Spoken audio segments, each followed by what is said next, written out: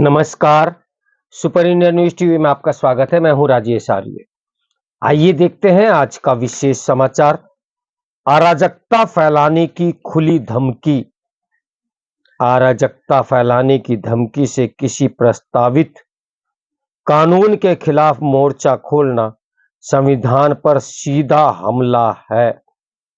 जब नागरिकता संशोधन कानून यानी सीएए आया था, तो उसे लेकर जिस झूठ का सबसे अधिक सहारा लिया गया था, वह यह था कि इसके जरिए भारतीय मुसलमानों की नागरिकता छीनने का काम किया जाएगा।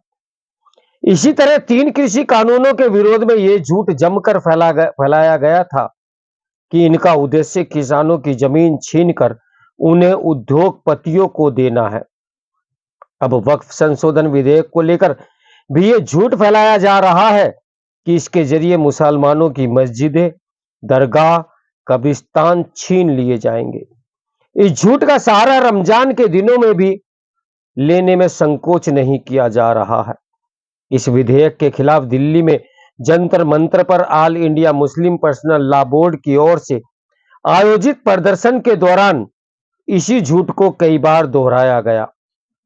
इस दौरान all India Muslim civil rights के चेयरमैन मोहम्मद अदीब की ओर से यहां तक कहा गया कि जगदम्बा पाल वक्फ अधिनियम पर विचार करने वाली जेपीसी के अध्यक्ष जो हैं को खबर कर दें कि वह ये बिल पास करके दिखाएं, फिर देखना हम उनका क्या हश्र करेंगे। उनकी ओर से जदयू, तेलुगु देशम जैसे दलों को भी देख लेने की धमकी दी गई। इसी आयोजन में यह भी कहा गया कि यदि जरूरत पड़ी तो हम दिल्ली और यूपी बॉर्डर बंद करने के लिए भी तैयार रहेंगे। शाहीन बाग जैसा धरना देने की भी धमकी दी गई। यह ध्यान रहना चाहिए कि सीएए के खिलाफ धरने के दौरान शाहीन बाग में दिल्ली को यूपी से जोड़ने वाले एक प्रमुख रास्ते पर कब्जा कर लिया गया था। तब विपक्ष के छोटे बड़े नेता शाहीन बाग पहुंचकर इस अराजक धरने को जायज ठहराते थे। हालांकि इस धरने से त्रस्त लोगों की ओर से सुप्रीम कोर्ट का दरवाजा भी खटखटाया गया, लेकिन उसके ढुलमुल रवैये के चलते धरना जारी रहा और अंततः कई महीनों बाद वह तब खत्म हुआ जब कोरोना के चलते लॉकडाउन लगा और वह मुट्ठी भर लोग ही बचे। कृषि कानून विरोधी आंदोलन के समय भी कथित किसान नेता करीब साल भर दिल्ली की सीमाओं पर राजमार्गों को इसलिए बाधित किए बैठे रहे थे क्योंकि न तो सरकार ने जबरदस्ती रास्ता रोकने वालों के खिलाफ सख्ती दिखाई और न ही सुप्रीम कोर्ट ने। तब इसकी भी अनदेखी कर दी गई कि ट्रैक्टर परेड निकालकर गणतंत्र दिवस मनाने के बहाने लाल किले पर कैसा उपद्रव किया गया था। जहां सीएए और कृषि कानूनों का विरोध उन पर संसद की मोहर लगने के बाद किया गया था, वहीं वक्फ अधिनियम का विरोध उसके संसद में पेश होने के पहले ही किया जा रहा है। एक तरह से संसद की कानून बनाने से ही रोकने की कोशिश की जा रही है, और वह भी संविधान की दुहाई देते हुए। कहा जा रहा है कि वक्फ अधिनियम से छेड़छाड़ संविधान से छेड़छाड़ है। संविधान को धर्म ग्रंथ जैसा भले बताया जाता हो, लेकिन वह धर्म ग्रंथ नहीं होता और न ही होना चाहिए। उसमें संशोधन होते रहते हैं, ठीक वैसे ही जैसे अतीत में वक्फ अधिनियम में भी होते रहे हैं। वक्फ अधिनियम में संशोधन के विरोध में यह कुतर्क कुछ ज्यादा ही जोरदार ढंग से दिया जा रहा है, क्योंकि उसमें कोई खामी नहीं, इसलिए उसमें किसी तरह के परिवर्तन की जरूरत भी नहीं।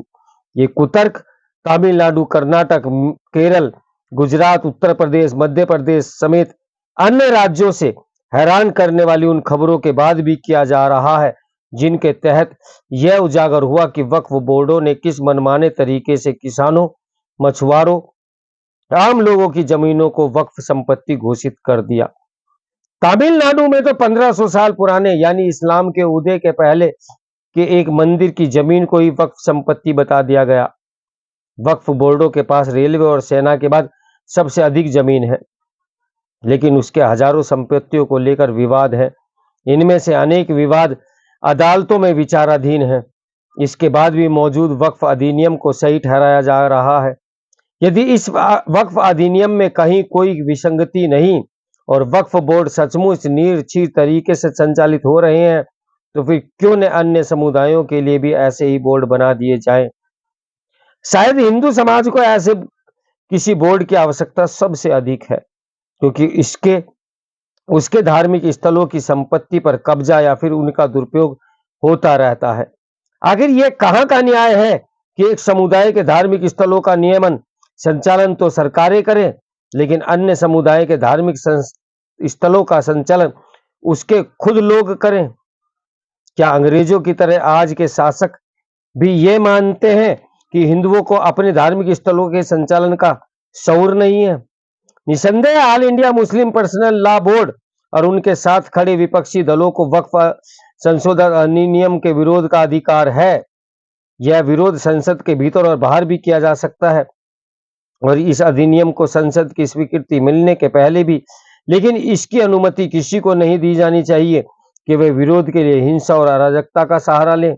अराजकता फैलाने की धमकी देकर किसी प्रस्तावित कानून के खिलाफ मोर्चा खोलना सीधे सीधे संविधान पर हमला ही है। इसके बाद भी इसके आसार कम है कि संविधान बचाओ की रट लगा रहे लोग वक्फ मामले में संविधान सम्मत तरीके से विरोध दर्ज कराने तक सीमित रहेंगे। सरकार और सुप्रीम कोर्ट को सावधान सावधान रहना होगा। तो मेरे साथ बने रहे सुपर इंडिया न्यूज टीवी के ब्रेकिंग न्यूज के लिए। नमस्कार, मैं हूं राजेश आर्या।